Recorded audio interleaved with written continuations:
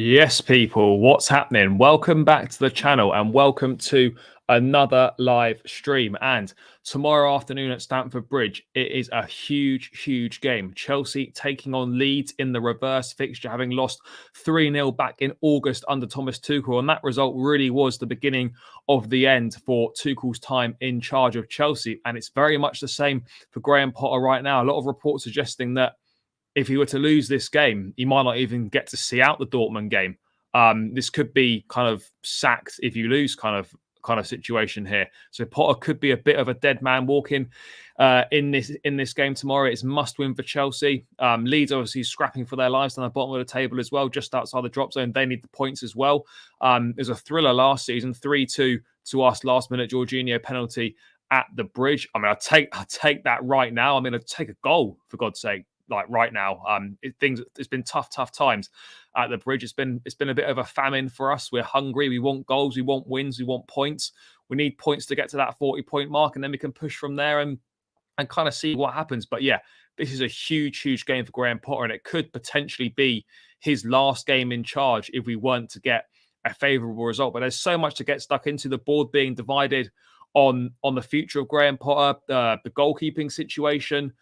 We've got a lot to dive into. Obviously, Mason Mount is out of this game. He's also suspended for the Dortmund game. So Mount's out for the next two. Reece James is a doubt with a tight hamstring, which to me would suggest that he's probably not going to be risked for this one, as the Dortmund game is probably a bit more important. But there's so much to get into today. So much.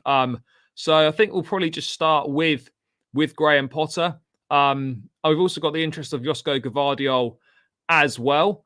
But let's get into it, people. Let's get into it. Remember, guys, smash the likes on the stream. Subscribe to the channel if you haven't done so already. And remember, guys, you can donate via the super chat function as well. So please feel free to donate to the channel as well to guarantee that your comment is read out. Can be as little or as much as you want. Can be 10p, can be £10, whatever you feel like donating. If you're feeling generous this Friday night, then please do donate to the channel via the super chat function. It would be greatly appreciated. But let's get right into this one then. Let's get right into it.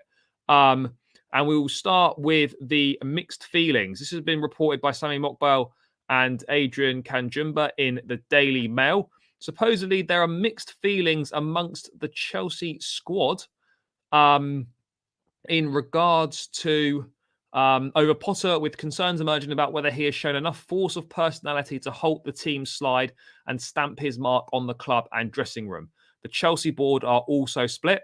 Todd Boehly amongst those who believe a change in manager would set the team back, but that view is not universally shared. Insiders have suggested there is currently no interest in Luis Enrique either. So obviously, yeah, when you've got a position like Chelsea do, where we've got a structure in place, so you've got the likes of Boehly and Eghbali, then you've got Winstanley, Vivell, Lawrence Stewart. They're going to have to come to a unanimous decision. I don't really know how that works. I mean, obviously, Boehly and Eghbali, I suppose, being the senior guys, will have, I guess, the final sign off on it. But I don't know if it's a case of it just goes to a vote and whatever gets the most votes is what they go with, or even if it does go to a vote and it's not the kind of the way that that Boehly wants it to go, does Boehly have the opportunity to override that vote? I'm not really sure how this works, but this is always going to happen, and I guess it's one of the negatives of having kind of a 4 or 5 man senior team. Boehly, Eghbali, Vivell, Lawrence Stewart, and obviously you've got Joe Shields. I don't know if Joe Shields would be involved in any of those decisions, but certainly Vivell, Stewart, and Winstanley, along with Boehly and Eghbali, sort of a 5 or 6 man team. You're not all going to be pulling in the same direction on your opinions. It's very clear that Boehly and Eghbali, for sure, are backing Graham Potter. What they're desperate for him to do, they're going to stick with him through thick and thin, as they've shown with their support thus far through a very shit run of results. But there is only so much you can take. There does have to come a tipping point. For myself, it's already come, really. I'm desperate for Graham Potter to do well, but I've just got no faith in him to turn the situation around. I haven't seen any signs of any encouragement, any promising signs to suggest that, you know what, this is what we're trying to do. This is where we're trying to get. You can see what he's trying to do. It's just not quite happened yet, but we've picked up a few results here and there. And, you know, you can see what he's trying to do. I can't see what he's trying to do at all. I just can't see anything. I can't see where a goal's coming from. I can't see where a win's coming from. I can't see where an idea is coming from. players look clueless on the pitch. We look clueless in the dugout. There's no leaders on the pitch, no leaders in the dugout, no inspiration anywhere. And it's all just one big mess. And it's now kind of come to a point where these next two games, Leeds tomorrow, Dortmund Tuesday, they're make or break. And I know Potter's been speaking in his press conference today that, he doesn't see it that way. His focus is on just winning the next game. And I totally appreciate that. But he's out, he maybe not outwardly admitting it in the press conference, but he will know full well that this could be his last game in charge of Chelsea tomorrow. If we don't pull a result out of our arse from somewhere and put the ball in the back of the net, that could be the last time Graham Potter manages Chelsea. I mean, I really don't know if they would sack him with only literally 2 days to go until the Dortmund game. I don't know who they'd put in charge then. Would they get rid of his coaching? I don't really know what situation would arise there, but reports suggesting that Graham Potter could be his last game if we were to lose to Leeds tomorrow. But I don't know how. But ultimately, I don't really know how they come to this decision in terms of deciding. As I said, does it go to a vote? Is it just down to Burnley and Egbali? Do they get advice from the other guys? I'm not really sure how it works. So whilst there's kind of pros in terms of each person's kind of got something that they look after, that they deal with, at the same time, I'm thinking, well, how do they decide in a fair way, and who gets the final say on it, and can that final say be overridden? I'm not really too sure, but one thing that is for sure is that Graham Potter is in big trouble. There's no denying it whatsoever. But I think I've just seen something from Ben Jacobs. I think we've just talked about, having just spoken about, obviously the board being divided. I'm pretty certain I've seen a Ben Jacobs tweet not too long ago saying that insiders at Chelsea actually refute that suggestion. Now, if I can find it, I will find it. This is not going so well. I'll have a look for it. But yeah, for sure. Potter is a dead man walking, and I think he knows full well that he's under massive pressure. I'll just bring this Ben Jacobs stuff up now. Where are we? Let's go. Yeah, here we go. Right, so let's have a little read through this. So insiders at Chelsea strongly refute suggestions of a split board over Graham Potter. Burnley and Egbali remain unified, pair working closely with Lawrence Stewart and Paul Winstanley as part of a senior leadership team. Although there's an appreciation the next two games are significant, understand the board and senior leadership are not divided. Everyone still wants Potter to succeed. Now, I don't think there's any denying that, of course, everyone wants Potter to succeed because everyone wants Chelsea to do well. And, we remain unified. That's fine. But there's going to come a point where these are high-level, successful businessmen, very successful, at the top of their game in their field. They've worked very hard their entire lives to get to where they are today. And when you're that successful, you don't accept mediocrity and you don't accept shit. So there's going to come a point where the scales are going to tip, and we're going to have to be like, do you know what? We've made a mistake here. This is not going how we expected it to go. This is not going the way we thought it would, and it doesn't look like there's any way of it improving. I think that for me is the big key, is the fact that we knew that this was going to be a difficult season. We knew that even if Thomas Tuchel was still here, the top four was going to be a tough ask. It really was. This team's been on the decline since we won the Champions League. We didn't start the season well under Thomas Tuchel. Things have got even worse under Potter. They don't look like getting any better. And that's the issue, is the fact they don't look like getting any better. And we can't really see where these wins are coming from, or even where the goals are coming from. But, Ben Jacobs saying that actually insiders at Chelsea are refuting the suggestions of that. So I don't know whether a source has come out to the likes of Sammy Mockbell and saying what he said, and then obviously Ben Jacobs has had it confirmed by someone else that actually isn't the case, or whether they're just trying to save face at Chelsea because that somehow got out that the board are divided. I'm not really sure. But what's clear is that, as I've said, the pressure is massively ramping up on Graham Potter. And we kind of just have to see what's going to happen here. But Bowley and Egbali are going to be at the game tomorrow. I'll see if I can grab a word with Todd pre-match, see if I can bump into him outside the bridge somewhere, see what he's thinking, see what he's saying. But yeah, Burnley and Egg Barley there as well tomorrow at the game. So that's not going to be helpful for Graham Potter either. That's even more pressure with the big boss men watching. But he's just got to do what he can. We've been preparing a team this week.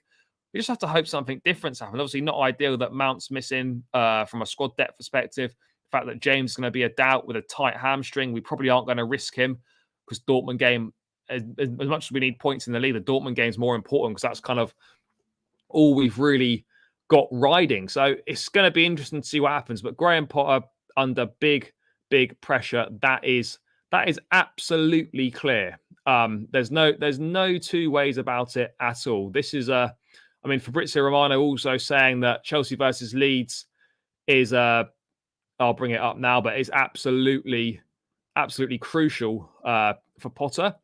But yeah, I don't know. This is it here.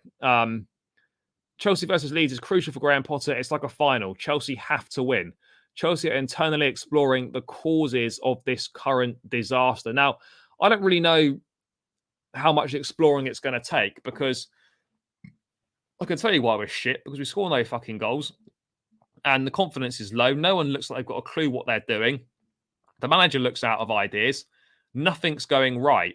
I mean, it doesn't take a rocket scientist to kind of conduct a investigation into where things are going wrong, but it's quite hard to fix those things. I don't really know what we do because this is not just a kind of 3 or 4 games. This is 2 wins in 16 in all comps, 2 wins in 15 in the Premier League. The last time we won was Crystal Palace 1-0 at home on January 15th. And since January the 15th, we scored 1 goal in the Premier League. So 5 or 6 weeks, we've scored 1 goal.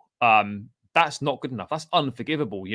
Yes, you can say, injuries to key players, new players bedding in, but the quality we put out on the pitch each week is inexcusable to not be scoring, to be scoring as few goals as we have. I'm not saying we're going to score every single game. You're not going to score every single game, but the fact that some of the teams we've come up against and we haven't been able to score, the likes of Southampton, the likes of Tottenham, to name a few, the fact that we couldn't put more than 1 past the relegation battling West Ham, these are things that these aren't the hallmarks of a good team. We're anything but a good team right now. But this is not even the hallmarks of a team that are in transition and are trying to push through. And you can see clear signs of identity. Everyone's pulling in the same direction, and they're motivated.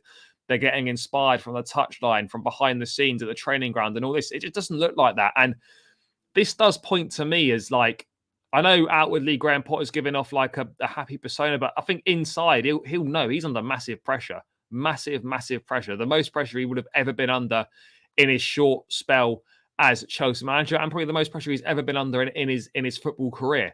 So I agree, Jose, big up, bro. I agree with this, that Potter's in trouble. Like, there's no two ways about it.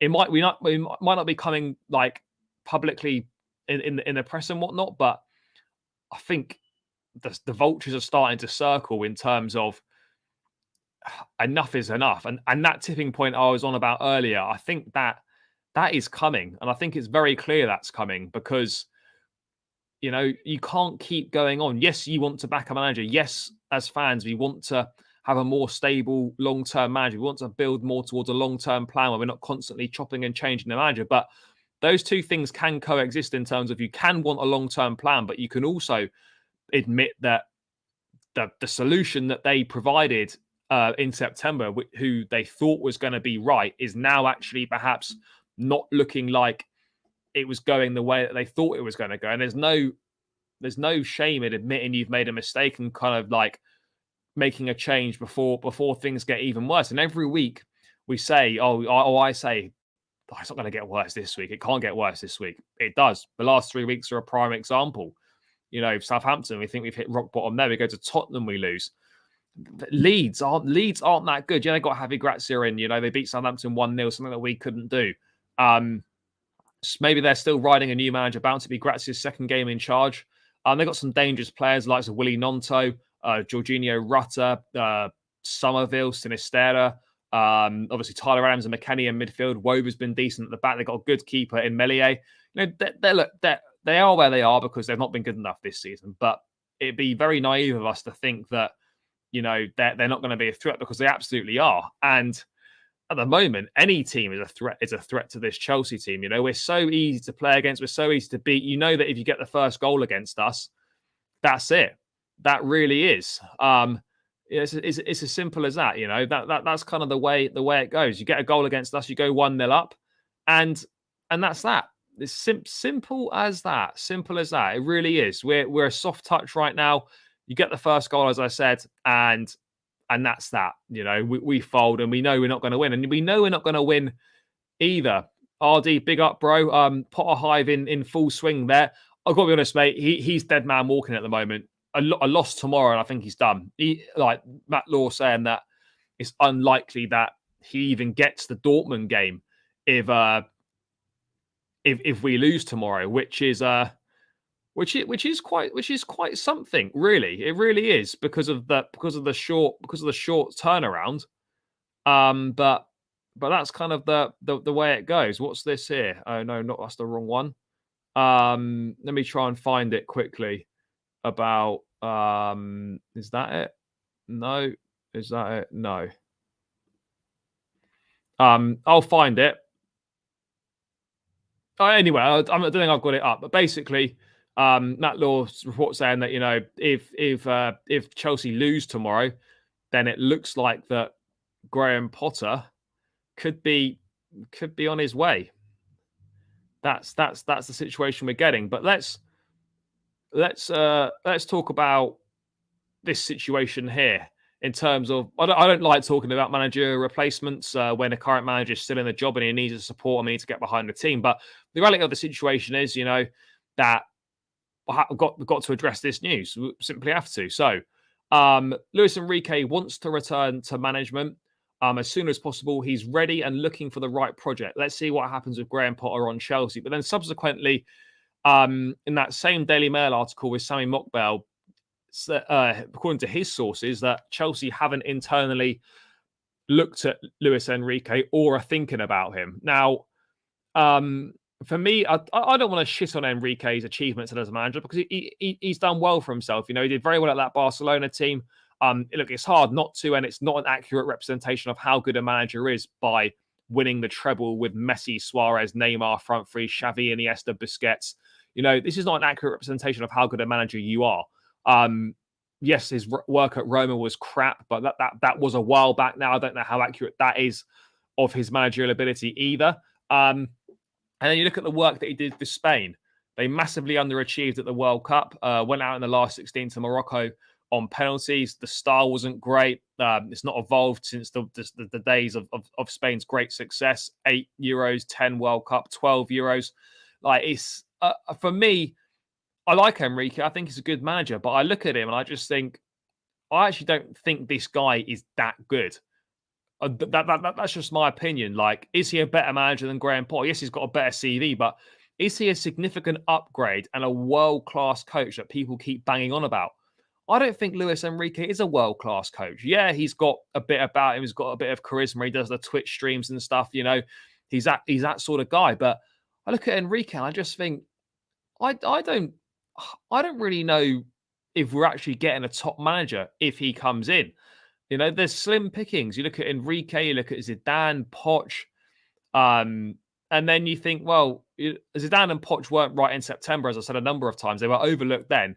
They're not suddenly going to be right now. Zidane, I don't think, wants to come to the Premier League. I don't think he's interested. And he's another one, again, that outside of that Real Madrid bubble is totally unproven that he can operate and build a team or that he can work in the Premier League or whatnot. Yes, he's done phenomenal success at Madrid. No manager's ever won 3 Champions Leagues in a row, and that's an absolutely outstanding achievement, and in no way belittling that. But at the same time, like with Enrique, totally unproven outside of managing a mega team and outside of a very specific bubble, i.e. the Barcelona and Real Madrid bubble. So they're not accurate representations of how good a manager they are. And then you see people talking about Jose for a third return.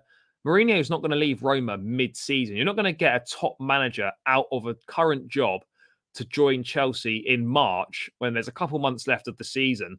This is why, like, I'm almost thinking that the results are obviously totally unacceptable, but what difference does replacing Potter make for the rest of the season? Like, we're not going to get relegated. We're not going to finish in the top 4. like, it is what it is. We might as well wait and see what happens in the Champions League, because if we lose tomorrow and they decide to make a change before the Champions League game, what's the point in that? What's that going to do? Who are you going to get in the space of 1 or 2 days to take charge of the Dortmund game? Like, if we lose tomorrow, Potter will have to be sacked Saturday night. You know, you can't drag that into Sunday or Monday with the game on Tuesday. Who's going to prepare for the game? Like, these are things you've got to think about. So for me, if we lose tomorrow, then if these reports are to be believed, then they have to sack him Saturday night. Someone's in Sunday. We prepare for the game. Like, there's literally hardly any time to prepare for the game. Sunday, a recovery session or a day off. Monday, light session before the game. Tuesday, we play in a massive game. So I don't know what's going to happen, but yeah, by all accounts, it would seem that it's going to be a pretty. This is a must-win game for Graham Potter. A lot of these games have been must-win, but he simply cannot lose for his job and for the run that Chelsea are on. Lots of links with new managers popping up. Yeah, but that's always going to be the case when the situation is that Graham Potter is under massive pressure, and when you've got managers with big name managers out of work, their agents are always going to be putting their names in the hat. That's how this thing works. You know, you're a top manager, you're out of work. Graham Potter's under pressure. You link your clients with these jobs. That's the way it goes. Yeah, Joe, big up, mate. Yeah, let's be honest. The atmosphere at the Bridge is pretty shit at the best of times. Look, I've been at the last few games. Southampton, it was fucking awful. Spurs was terrible. You know, not a great atmosphere in the away end. You know, we try our best, but it really is hard to get behind what you're seeing on the pitch. I think, look, the fans will be bang up for this one tomorrow. They'll be massively behind their team. It's a kind of an old school rivalry against Leeds. But make no mistake about it. If we go a goal down, things will turn toxic very, very quickly. They really will. And it's really important that, as difficult as it is in the heat of the moment, that we do try and support the team, try not to let that negative energy radiate down onto the pitch, because that does happen. And it does have an effect on the players and whatnot. So we've got to do our best from the stands. Look, I'm not going to sit here tonight and say that I'm not going to be fucked off tomorrow and we do shit, and like, I'm not going to be negative about it, because it's hard not to be when you're in the heat of that moment. But you know, in terms of atmosphere, let's see what happens. But yeah, in terms of managers, like Enrique, as I said, I don't know. I mean, guys in the chat, do let me know what your thoughts are on a potential new manager. I mean, out of the names that are potentially available, I think Poch and Zidane are absolute no's. I don't even think they're even in the hunt. Really, they're just, for me personally, I think they're just being linked because they haven't got a job. It's as simple as that. I think realistically, if Potter was to be replaced, Enrique is kind of the obvious candidate to take the job right now, if that's the route they want to go down, or they go for an interim and they reassess in the summer and they look at I know they're fans of Oliver Glasner at Eintracht Frankfurt, who won the Europa League with them last season, a good manager. But again, from Eintracht Frankfurt in the Bundesliga to Chelsea in the Premier League, that is a big step. It really is a massive step up. I would almost argue it's a bigger step up than stepping up from Brighton to Chelsea, or it's certainly on a par with that kind of step up. So I don't really know. I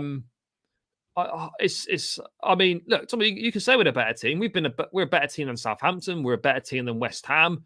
You know, we're a better team than a lot of the teams that we've played against this season. But the reality is, we're not getting the results, and we don't look like getting the results. So yeah, we can say we're a better team and we've got the better players. Everyone knows that. But the reality of the situation is, that the way that we're playing, we're shit. And we know we are. We're utterly terrible right now. And I really don't know what this week of training's been like, what we've been doing, what the mood around the place is like. Have we made any improvements? Are we going to actually be decent when we step out on the pitch tomorrow? I've got no fucking idea at all. Oh yeah, the atmosphere is going to be fucking awful if we lose tomorrow. It's going to be really bad. It is going to be really bad. Who would I pick? Fucking hell. I mean, if Potter goes this weekend, well, unless they've already got a deal agreed with Enrique for him to take over, like before the Dortmund game, then if Potter is sacked this weekend and this proves to be his last game, I don't see who they can possibly put in. I really don't. I've got absolutely no idea unless they've got someone lined up already, but I don't really know who that person would be. So, I mean, for me personally, who would I like? I mean, if we're just talking anyone, then I think I would love to. I'd love to see someone like Julian Nagelsmann. I think he's a fantastic manager. Really exciting, up and coming. I think he'd be a great choice. He would probably be my choice if I could have anyone. But in terms of realistic choices, I mean, I've just slated Enrique. I'm not really a massive fan of him, but it almost looks like it's an open goal for him if that's the route that we potentially decide to go down. Yeah, I mean it's never dull being a Chelsea fan. You know, yesterday was a year to the day since Roman sold the club. I mean, first of all, it's madness how quick a year's gone, and it's unbelievable the situation we kind of finding ourselves in at this point in time. But yeah, I don't know I don't know what's going to happen, but the reality of the situation is I don't really have a great deal of faith in Graham Potter and the boys to actually get a positive result tomorrow because I've seen nothing in any of the last 17, 18 games to suggest that we can actually win a football match, score a goal, and put something together. But in terms of who would I pick, yeah, Nagelsmann. But wait, Thomas Tuchel isn't coming back. That is not happening. I'm not saying that Tuchel will never manage Chelsea again because football, you never say never, and time can heal things, whatever's gone on there. And you know, Bowley and Co are committed to the club for the next 10 years minimum. That was part of the buying process that you had to have it. You had to own it for at least 10 years. I can see Thomas Tuchel coming back in the future at some point, but he's not going to manage Chelsea twice in a season. People need to get this idea out of their head that Tuchel is going to come back. He's not coming back. And it's as simple as that. As is the situation for Hansi Flick. People fucking getting overexcited about Hansi Flick. Flick is not coming to Chelsea as a replacement for Graham Potter. He simply isn't. He's under contract at Germany until I'm not sure when, at least to the end of the 2024 Euros. In a poor World Cup, he's not been sacked. He's stuck with a team. And he's going to lead them into a home Euros. He's not swapping that for Chelsea. He just simply isn't. So people need to get that idea of that out of their head. Stop getting overexcited about it. Stop banging on about it. It's not happening, and that's the reality of the situation that we're in. Now, Daniel, I agree with you. I don't actually think he's that good. So I mean, I'm more than happy to be proven wrong if this situation does happen, but it's not an appointment that excites me at all. Yes, you know, there might be, you know, there'll be 3, 4, 5 game new manager bounce and we'll kind of be happier that we're winning a few games and positive results. But ultimately, that doesn't solve the long-term issues that have been at this club for a number of years that we still haven't sorted out. So that's kind of the thoughts on the managerial situation, is that if we lose tomorrow and it happens to be Graham Potter's last game in charge, then I don't really know what route we go down unless they've already got a deal in place with someone to take over, or they've got a deal in place with an interim person to take over until the end of the season, and we reassess in the summer. Let's see what happens. But let's remain positive. You know, let's hope that Potter can get a win. Let's hope that we can win and we can start to build some momentum ahead of that Dortmund game. But let's get into some other news, and let's talk a little bit. Let's talk transfers, because that's one thing we are good at, is splashing that cash. And this came out on yesterday, was it? I think yesterday, March the 2nd. Yeah, yesterday, an exclusive from the Times saying that Chelsea have renewed their interest in RB Leipzig's Josko Gvardiol. The Blues will have to act fast to avoid paying a £97 million release clause that is understood to be effective from 2024. So from next January or from next summer. Now, we've been linked with Gvardiol before. We had a bid rejected in the last few days of the summer window. It's clear that he'd like to come to Chelsea, I think. Very talented player. But then I'm not sure how much we need him, because let's assess the situation. You've got Thiago Silva. Yes, I know he's getting older, and we say that he can't keep playing every week, but he somehow manages to. We've got Thiago Silva. We've got Trevor Chalobah. We've got Koulibaly. We've got Fofana. We've got Badiashile. And we've got Levi Colwill coming back from loan. Now, unless some of these centre-backs are going to be sold, then I don't see where Gvardiol fits in. Would we sign him as a long-term replacement for Thiago Silva? I don't really know. Or do we look at it as that, or do we look at the fact that we've already done that? Have we already done that in Badiashile and Fofana? Are those are silver replacements, or are we still looking for a silver replacement? I'm not really sure. I don't look at this as an essential or a necessary purchase. Of course, I'm not going to say no to it. It's one of the best centre backs in world football, one of the best up and coming players on the planet. But at the same time, for what is going to be a lot of money. All right, it's not going to be that 97 million pound release clause, but it's going to be 70, 80 million pounds on a centre back. We did that last summer. We spent over 100 million pounds on centre backs last summer.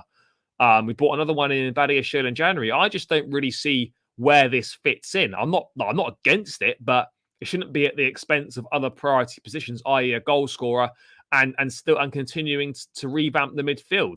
That's the reality of the situation that we're in, and that's how I look at this. That this is another exciting link, another very good player, of course, but we don't need these players in the defensive positions. I just don't get it. Like we don't need that situation. We don't need a defender, another centre back, unless a centre back's going to be sold. Whether that's going to be Trevor Chalobah getting sold, whether Colwell's going to be sold, whether Koulibaly is going to be shipped on after just arriving. I don't really know. So if the only reason I can see this happening is if a centre back is sold. So if Koulibaly is sold, for example, then maybe Gvardiol comes in to replace him. But let's remember though, you don't need 6 centre backs on the books if we're playing a back 4, which it looks like we are. Even though I think actually at the moment we should be playing a 3 because it's better suited to us. But yeah, Chelsea renewed their interest in Gvardiol. Apparently, a 97 million pound release clause comes into effect from 2024. So then let's kind of see what happens in the summer and what we decide to do with this one. But ultimately, for me, with the quality of centre backs we've got at the club, I don't think this is something we need to be pursuing. But at the same time, it's Bowley. It's an exciting young player. He ticks all the boxes, so it can't be ruled out. But from a fan perspective, I don't really understand that situation at all. What we got here, we need to look more towards midfielder. Totally agree. Yep, DM, that's what we need. Yes, Kante getting on. Yeah, Kante 31. Kante close to signing a new contract. It's not done yet, but it would be good to have him stick around and play some experience. We know how good a footballer is. Obviously, we don't know what level he's going to get back to once he starts playing again. But I think it makes sense to keep him around the place for some experience. You can't just have all young players. There has got to be some experience in the camp as well. No, and Enzo can play as a 6, but it's a waste of his abilities. He's so much better higher up the pitch for sure. So yeah, I mean that's why we're not getting the best out of Enzo right now, because he's having to play so deep because A, we sold Jorginho, and B, we've had injuries and no one else has really been playing that well. We do need a striker for sure. Yeah, I think we do need a striker. And for me, my personal choice would be Ivan Toney from Brentford. My guy.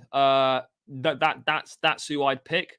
I just think we've been down this route of big name strikers time and time again, spending big money on strikers, and it never ever works out for us. So I personally, people talk about Victor Osimhen, Dusan Vlahovic, 2 great players. They cost a lot of money.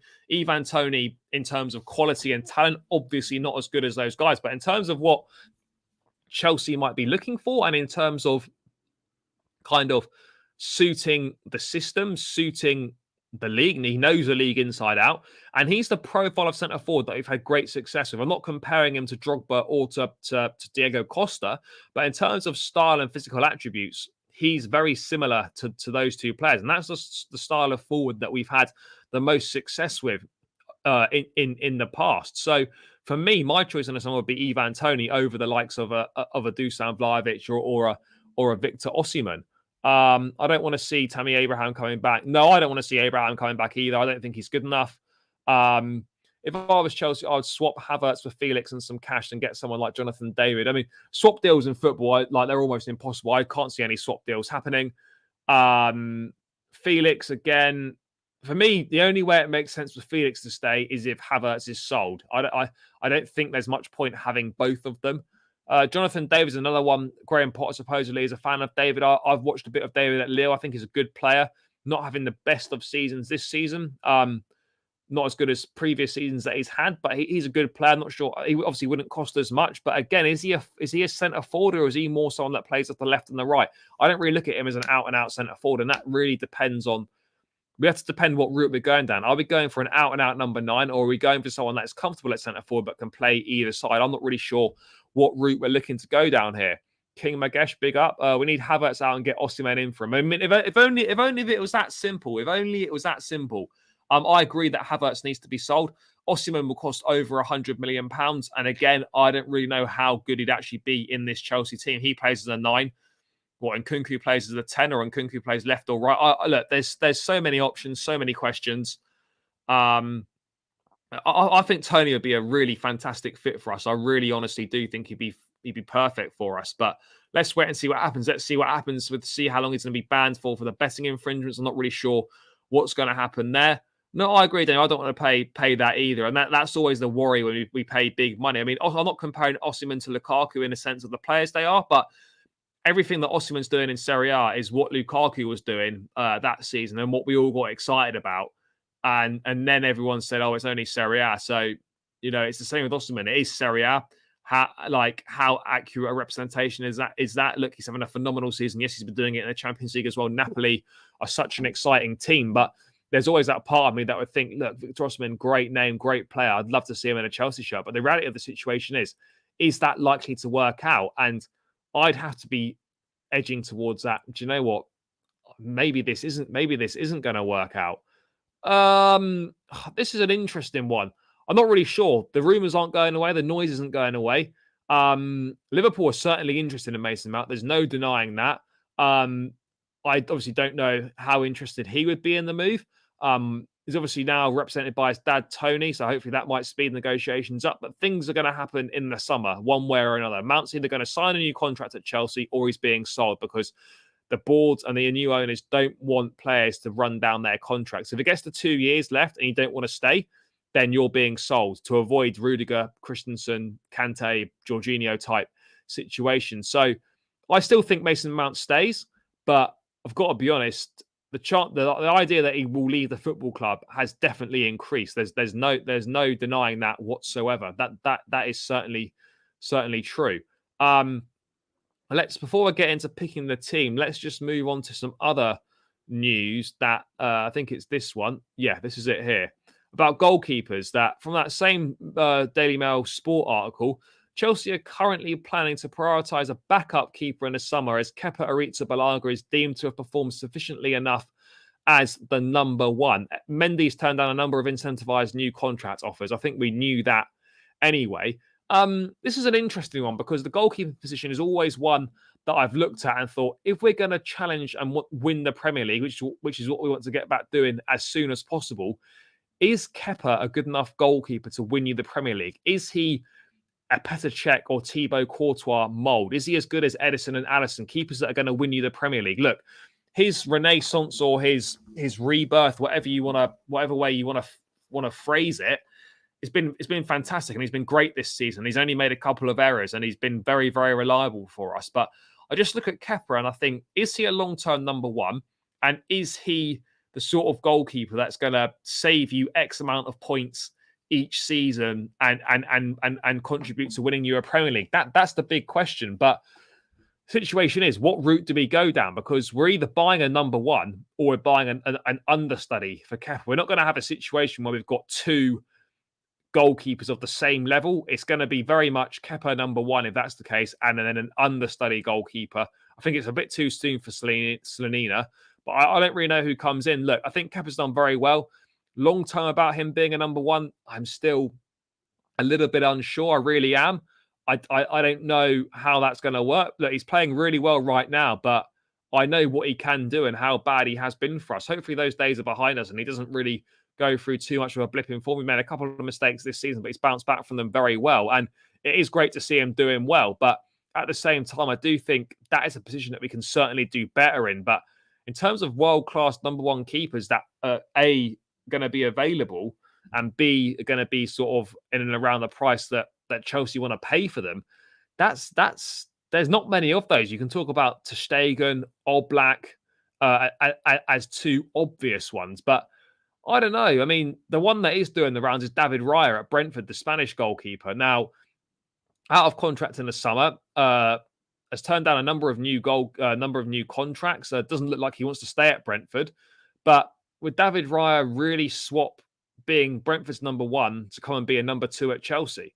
I'm not sure. I think if we sign someone like David Raya, then he would be coming in as a number one. But is David Raya any better than Kepa? I don't necessarily think he is. So this goalkeeping situation is really interesting. Like for me, if you're going to stick with Kepa as your number one, then that's the choice and that's fine. But you then bring in someone that's not quite as good. But David Raya coming in is doesn't make sense to me in terms of him being a number two, because why, again, I'll have to question his mentality. Why would you swap playing every single week at Brentford, who are a very decent side, to come and sit on the bench at Chelsea and play a few cup games and some league matches if Kepa gets injured? You know, that doesn't really make sense to me. But part of me just feels that Kepa or Mendy are not going to be the Chelsea number one goalkeeper next season. But I don't really know who is. That's the thing. Yeah, I agree. I think Mendy, for some reason, I don't know why Mendy's been out for so long. It feels like 3 months, but he's only broken his finger. I don't really know what's going on there. Really want Gnabry for Chelsea, versatile, like a better version of Trossard. Gnabry's not going to leave Bayern. He's only just signed the new 5-year contract there. Slonina need a call up to start level. Yeah, Slonina's doing very well, but again, like young, I don't know how ready he is. I think he'll go out on loan next season, and get some more first team experience, probably a championship loan, and then we kind of see where we go from there. But because goalkeepers develop at a much kind of later age, as it were. So yeah, I think Slonina doing well in the PL2 side, and I think next season is an obvious step for him is a loan to a championship club or maybe a Premier League team, if he can get that. No, absolute nonsense. Mudryk, not a flop. You can't judge him off a handful of games. It's utter nonsense. So I don't believe that. Koba Dortmund is highly sought after. He's highly regarded. He's a good goalkeeper. Obviously, he's out not playing tonight against Leipzig because he's got a muscular problem. Whether he's going to be fit for the game against Chelsea at the Bridge on Tuesday night, I don't really know. But yeah, Koba is a decent keeper. But again, is he better than Kepa? Is he a significant upgrade on Kepa? I would have to argue I don't think so. But this goalkeeping situation is definitely going to be an interesting one to monitor. That's for sure, guys. Right, let's get into the team for tomorrow then. Now, for me personally, with the team news and the players that are missing, I want to see us revert back to the back three tomorrow. I really do. See if you can sign a goalkeeper. Who would you bring in as number one? I mean, for me, if a goalkeeper, maybe a Ter Stegen or an Oblak for me. I mean, those are the two stand-up goalkeepers. If I'm personally looking at it, we're not going to get a goalkeeper from Bayern. Kobel, I don't think is that much better at Dortmund. You look at Galatsky at Leipzig. No, look at the goalkeepers in the Serie A. We're not going to get Szczesny. Not going to get the Napoli keeper. And then you look at Mike Maignan not going to leave AC Milan. I say that, but you never know. I think Maignan a good goalkeeper as well. But yeah, Ter Stegen, Oblak, Mike Maignan. That there are options there. There are for sure. I mean, an interesting one. I mean, it's not really a long-term goalkeeper, but I think someone like a Keylor Navas, who's obviously currently on loan at Nottingham Forest, I think he's a very good goalkeeper as well. I mean, I'm not saying that's something that Chelsea would do, but yeah. Lautaro Martinez, he's a good player. He's not the type of forward that I think works well at Chelsea. We've just signed in Kunku. We might sign João Felix. There won't be any room for him, if we're being perfectly honest. But yeah, let's get into the team for tomorrow then. I've gone with a back three on this one because I think we should be playing a back three because we've had our best performances under Graham Potter using a back three. Wolves at home, the Milan game, the Salzburg game away from home. It gets more out of James and Chilwell. Ironically, I don't think Reece James is going to play tomorrow, but I just think it's better for the players we've got available, and it's just something different. We can't keep going with the back four because that's just been dog shit for us. We've got to try something different. Potter started with that. You know, Potter's always been a back three manager. He has. He's done it at Brighton. He started with it at Chelsea. And then as soon as we got hammered 4-1 by Brighton, we've not seen the back three again. I don't understand why he seemingly abandoned all his principles of play for, all his principles of play. I just don't get it. Everything that's got him to where he is as a coach today, he seems to just abandoned it. He's always been a back three kind of guy. So I'm not really sure. I don't really know what's happened there. But for me, we've got to play a back three tomorrow, and this is the team that I would like to see and what I'd pick. Pez Lord, big up, bro. No, because I think you can just play. I think you just play Ruben at right wing back. Look, it's not ideal, or you could play Chalobah. But by the way, guys, keep smashing the likes on the stream. Subscribe to the channel if you're new around here. We'd massively appreciate it. Also, guys, feel free to check out the opposition preview that I did with Oscar from All Leeds TV, getting the Leeds perspective on things. So make sure you go and check out that one out as well. It's on the channel now, so please go over there, give it a watch and smash a like on it. Would be greatly appreciated. And we're also going to be collaborating after the game tomorrow, so make sure you stay tuned for that content. Right. Let's get into it, guys. Let's get into it. In goal, we've just been discussing him. It's obviously going to be Kepa. I don't know where the fuck Mendy is, but he's not good enough right now, and he's fallen off a cliff in terms of his form. Kepa in goal. In terms of the back three for me, left-hand side, Badiashile back into the team. I don't know why he's not been playing, and either way, he has to play tomorrow because he's not playing on Tuesday night. I go Badiashile there. I then go Koulibaly in the middle because he's also playing Tuesday night. So I think just keep your eye in. Koulibaly in the centre, and then we go Wesley Fofana on the right-hand side. Another good point here is as well, who's going to captain the team tomorrow? Because Jorginho's gone. Azpilicueta's not playing. Thiago Silva's injured as well. He's not playing.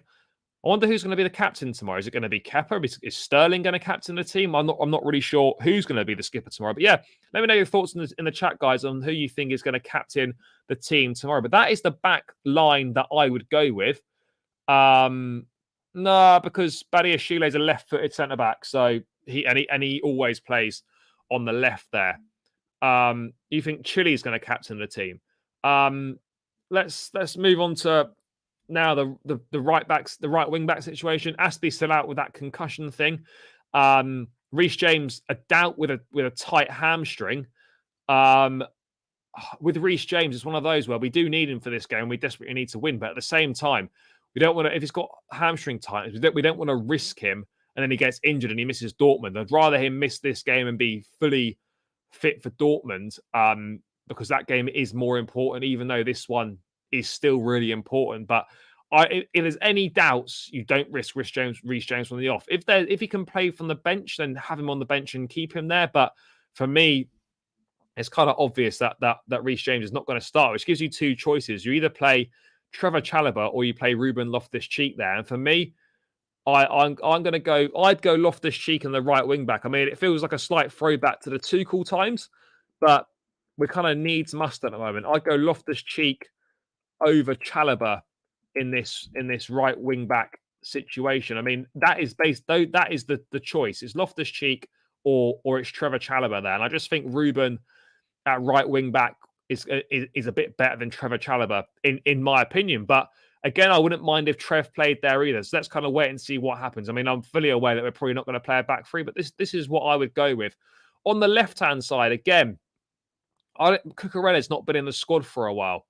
And I think Chilwell plays Tuesday. So for me, I would give Cucurella a run out. He's been out the last few squads. He's obviously been having some personal issues. He's been having some troubles. So, yeah, I think Cucurella will start this game tomorrow. I mean, Chile, again, still building his fitness up, still building his minutes up. So let's see where we're at. But again, that can be a toss-up. Yes, Chilwell's played the last few games. He's not been that impressive. I think it could be time for Cucurella to come in. So for me, I'm going to go Cucurella on that left wing back position there, which I actually think suits him a lot more than a conventional left back in a four. Daniel, I'm going to disagree with you on this one. For me, in midfield, I think Kovacic's been dreadful. Pardon me. I think Kovacic's been dreadful even this season. I go Enzo in that position there. Enzo's going to play as our best midfielder. Simple as that. And for me, I think big up KSA, man, by the way. Chelsea, Charlie, I think somehow we will win and Potter will not be sacked. No, Potter. Look, I want us to win. It's simple as that. Regardless of whether I think Graham Potter's good enough or not, I support Chelsea Football Club and I want them to do well. So I'm not one of those people or one of those pretend or plastic fans or fake fans, whatever you want to refer to them as, that would ever want my club to lose to support an ulterior motive. I'm all about Chelsea winning, regardless of the situation. I want Chelsea to win, and tomorrow is absolutely no different. Yeah, Cucurella, trust the process. That's where we are. Cucurella's not good when I see him there. He roams about too much. Look, he's in a difficult start to his Chelsea career, but I think he can be a good player for us. And the left wing back role definitely suits him more than the conventional left back slot for sure. To me, I just want to see the club win. I don't care if we don't have a good manager. Yeah, exactly. I love Chelsea. I love the team. I follow the boys week in, week out, up and down the country. And I just want us to win. My thoughts on the manager, they are what they are. I just want Chelsea to win. I'd never, ever actively want Chelsea to lose a game of football. Absolutely no chance. Unless it was a situation where if Chelsea lose, it means that Arsenal don't win the league. Then we're cool. Then we're cool. That's exactly my choice, Pez Lord. Enzo and Zakaria in the middle. We saw Zakaria come off the bench and get his first minutes back from injury against Tottenham last weekend, and I think Enzo and Zakaria is a good balance there between the two of them. I look at it, I think Enzo can get forward a bit more. Zakaria's got that physical presence. He can be the more defensive minded of the two, but he also gets forward as well, a bit more of a box to box. I think the two just complement each other quite well. Ruben didn't have the best of games against Tottenham. Cover's been all over the gap. He missed the Spurs game because he was supposedly ill. He had a horror show against Southampton. He's not been having a great season, if we're being perfectly honest. And Gallagher, I don't think, is up to it either. So for me, Enzo and Dennis Zakaria in the midfield. And I think I'm excited to see that for the first time from the off and see what it's like. Because that for me is our best midfield that we currently have available. If Cucurella start, he will not pass the Mudryk. Well, it can't be as bad as West Ham if he does start. So let's see what happens. And I think in the left wing back slot as well, he's gonna be further up the pitch, so he's more likely to pick him out. Well, at least that's kind of the way that I'm attempting to justify it. But yeah, this is fair. Like the Spurs game was dreadful. Like Potter's got to be more proactive from the bench rather than reactive. In-game management has got to be proactive. You know, you've got to preempt things rather than waiting for them to happen and then make a change. You know, make a change when you're in the ascendancy. Make a change when you see things aren't going well. Give your changes time to actually make an impact. Don't chuck on a couple of guys with 10 minutes to go. You can't do fuck all in 10 minutes. Give guys time to make a difference from the bench. Make proactive subs. Don't be reactive. These are just basics. These are things that have got to happen tomorrow. Just fucking do those. Just do basic things. If Ziyech comes on second half again, no, Ziyech was shit against Tottenham. I don't know why he's playing. He doesn't want to be here.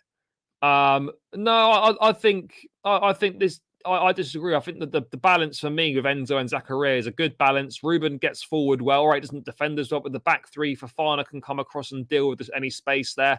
Zakaria can then move across as well. Everyone can shift across. So, look, I understand your point. That is perhaps not the most offensive right-hand side per se, but I think it's decent, and it's what I'd go with tomorrow, and I think it's what will give us the best chance of getting a positive result. Let's move into this front line then. It doesn't help that the team's always changing week in, week out, but it is what it is. Let's see what we can do here. Right-hand side, I'm sick of Ziyech playing. I would like to see Madueke play, but I think in this game, Potter's going to go. He's going to go with experience because it's a must-win game, and that's what managers tend to do when they're under pressure. They tend to go with experience rather than youth. So I can't see how Madueke starts. Again, Christian Pulisic is another name that could be in the mix. He might be fit enough to be on the bench tomorrow. There's no way he gets chucked straight back into the starting lineup. What do we do on this right-hand side? Because could go Sterling left, Madueke right, and someone else through the middle. No, I'll go Raheem Sterling. You know, you need your big name players, you need your experienced players to step up in your time of need. And he made a decent impact when he came off the bench at half-time against Southampton. He was half decent against Spurs. He trailed off there, but he looked like one of our more dangerous players. So and there's every chance that he skips the side tomorrow. So for me, Raheem Sterling on that right-hand side. We move to the left-hand side. For me, it's got to be Mykhailo Mudryk. He's been on the bench the last few games, and I think unfairly so. It's been a tricky start to life at Chelsea for him, considering that electric cameo that he had at Anfield when he came off the bench. But he's got pace, he's got quick feet, he's got an eye for a good pass, and there's loads and loads of potential there in him. So for me, I'm playing Mudryk. I mean, if we're looking at it, what other options have we got? We've got options to play Sterling left and bring in Madueke on the right-hand side. You've got there's an option you could play Ziyech on the right, Sterling left. I mean, look, for me, it's going to be Mudryk and Sterling. That's what I'd go with, and I think that's what Potter should go with. I think that's what gives us the best opportunity to win this game of football, and we must win this game of football. And then also by playing the back three and the four, playing the 3-4-3, it also allows the kind of the forwards to be a bit more narrow. So I think for me, playing João Felix as a 9, but it's not really as an out and out 9, because this front three can all kind of interchange, because it's a lot more of a narrow front three rather than a conventional 4-3-3. So rather than having kind of wingers like this that hug the touchline in Sterling and Mudryk, yes, they can absolutely drift out and do that. They can, by being slightly more central, allows us to influence the game a bit more, get into those kind of areas there. Felix can drop deep. Mudryk can make his way into the box and stuff. So I think with this sort of a front three, Felix up top, Mudryk on the left, Sterling on the right. I don't want to see Kai Havertz play anymore. Certainly not from the stop, because it's just a fucking joke. It really is. Felix wasn't great last game, but we signed him to play. We've paid 10 or 11 million quid for him to play. Felix is not going to be on the bench in any games. He's only here for a handful of games, and we're going to get our money's worth from him. Felix is not going to be dropped. He's playing tomorrow. I'd be shocked if he was on the bench. And I just think, that might suit him a bit better. That sort of role in and around there. I mean, look, that can interchange. I think this can work. Look, at the end of the day, this is all just opinions. This is my opinion. This is what I think gives us the best chance of winning tomorrow. I think it's virtually no chance that we see this team tomorrow, but this is personally what I would go with, and this is what I think gives us the best chance of winning. I like Felix because he can drop deep. He can obviously, roam between the lines. We've seen him do that. He's got great vision. He's got a great pass. All right, I'm not going to say he's got great finishing, because some of his finishing has been suspect, to say the least. He's not the only one, but this is a team that I think gives us the best opportunity of winning tomorrow. Zakarian needs to come to us. Yeah, look, the Zakarian things is interesting. It's gone a little bit quiet now. A deal is agreed. A deal is in principle. Contracts agreed. Personal, everything's agreed. It's just because of the sanctions placed on Russian businesses with the ongoing conflict in Ukraine, that the holdup is where to pay the money, because obviously we can't directly pay to the Russian economy. So that's kind of the hold up with the situation there. So let's see what happens with that one. But Zakarian is definitely a player that wants to come to Chelsea. It's a player that Chelsea are interested in. It's just whether we can work out the difficulties that are holding up that side of the deal. But it's nothing to do with the football. It's nothing to do with the player himself. The clubs have got an agreement. The player's got an agreement with Chelsea. He wants to come. It's just how we sort out paying the money. That is the hold up there. But yeah, this is my team for tomorrow, guys. This is the team that I would go with. I don't think we see it, but this is what I would go with. So all that remains to do is a score prediction. Guys, feel free in the chat to pop your score predictions in as well. It'd be great to see them. Let me know what your thoughts are. And I'll just have a quick check if any more news has come through. Supposedly, let's have a look at this news here. Chelsea are at work in the market. Christopher Vale is pushing for RB Leipzig midfielder Dominik Szoboszlai. Ongoing contacts between the parties close to the deal. It's a full-blown blitz by Chelsea that could close a transaction in the next few days. Source TMW. I don't really know what source TMW is. But yeah, maybe Dominic Szoboszlai. I think the source is poor on that, to be honest. I don't think there's any truth in that at all. But you know, it is what it is. Yeah. Anyway, let's have a think about this. You've gone. What have we got here? Can play Felix left. I want Mudryk at 60. Oh, you want Mudryk to come on at 60 minutes? 1-0 Chelsea. Man, I'll take anything. Just a goal. 1-0. I don't care how it goes in, who it goes in off. Okafor, I think that would be an interesting. Yeah, Okafor at Salzburg is a very good player. Swiss international, highly rated. 2-0. I mean, guys, 2 goals. Fuck me. We only scored 1 goal last month. We're going to double our tally from last month in one afternoon. Let's wait and see. 2-0. 2-0. 2-0. I'm just going to go with a 1-0. If we're being honest, I mean, in the preview with Leeds, with all Leeds TV, I did go with a 1-1 draw, but oh fuck, yeah, look, we have to start, we have to win. So I'm going to go for a 1-0 Chelsea win. I just don't see why Potter loved to start H. Why? Who's H? What, Havertz? I don't really know why Havertz keeps starting. Szoboszlai is another Nkunku or Felix. Szoboszlai I think is a good player. I mean, I don't know an awful lot about him, but a talented boy for sure. Don't really know where he fits in. A lot of players are going though as well. So this is not just going to bloat the squad. A lot of outgoings will be coming from those forward and midfield areas.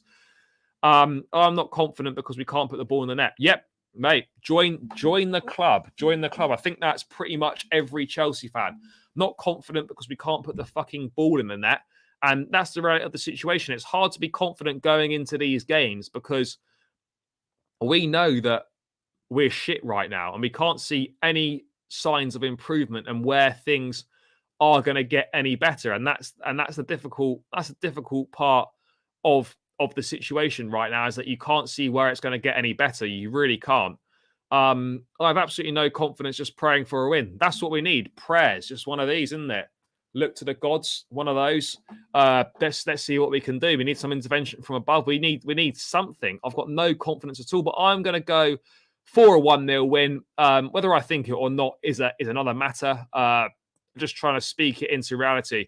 Yeah, and this is the reality of the situation. If we a draw, I'm on the fence about whether they sack him or not, but a loss and he's finished. A loss and he's done. You know, it's as simple as that. I really do think that's the point we're at now. A loss and he's finished. It's as simple as that. But yeah, guys, seems like a good place to round this one out. What have we got here quickly before we finish? Potter needs to have more discipline. He's not saying enough criticism to the players. One thing I would say on that is we've got absolutely no idea what he's saying because none of us are there. And that's just the reality of the situation here. He's being too nice. Look, I don't know if there's a feeling of him being the boss or not because none of us are there. So look, it might come across that way, but the reality of the situation is we've got absolutely no idea. We can have our opinions.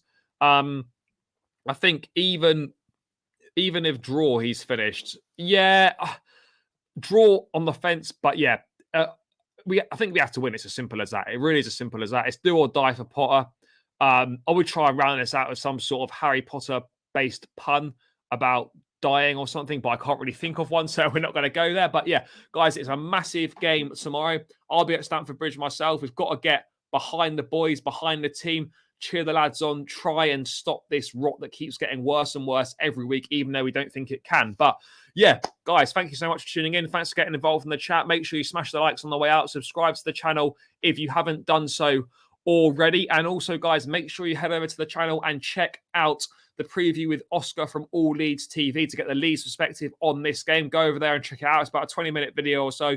Good fun, some great insights. So please go and check that out. Tomorrow, I'll be back with a match vlog after the game, a player rating stream, and there'll be some Leeds reaction as well with All Leeds TV. So plenty of stuff coming on the channel after the game tomorrow. So stay tuned for that, guys. Enjoy the rest of your evening. Have a good weekend. I hope Chelsea aren't too depressing for us tomorrow. I'll catch you tomorrow evening. Take care and up the Chelsea.